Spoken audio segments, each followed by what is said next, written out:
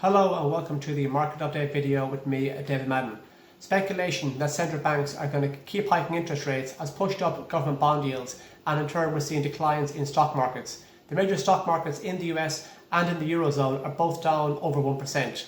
The upward move seen in the US 10-year yield has driven up the US dollar index. In turn, euro dollar is firmly below parity and GBPUSD has fallen to its lowest level since 1985, but that's also a product of a broad sell-off in the British pound. In April, UK retail sales declined by 1.6%, and this speaks to weakening consumer demand. Looking at commodities, industrial metals such as copper and silver are in the red, partially due to the wider risk-off sentiment in the markets, but also partially due to the broad rally seen in the US dollar. WTI and Brent crude were in the red earlier on today due to the wider sell-off in commodities, but in the last couple of hours they've rebounded after Russia and Saudi Arabia stated that $100 will be a fair price for oil.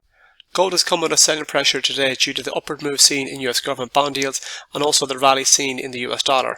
In fact, in the last few hours, gold has fallen to a new 2-year low, which really highlights how bearish the recent downward trend has been. While the metal continues to hold below these three simple moving averages, it's likely the recent downward trend will continue.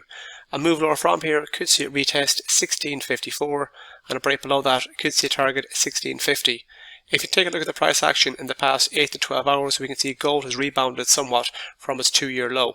If you take a look at the MACD indicator, we can see that there's been a clear decline in negative momentum, which suggests the bears are no longer as influential as they once were. If we do see a continuation in this short-term upward move in gold, resistance might be encountered at 1680, and a break beyond that could see a target 1692. Turning attention to gold, the upward move in the US dollar and the rally seen in government bond yields has pushed the yellow metal to its lowest level in 2 years.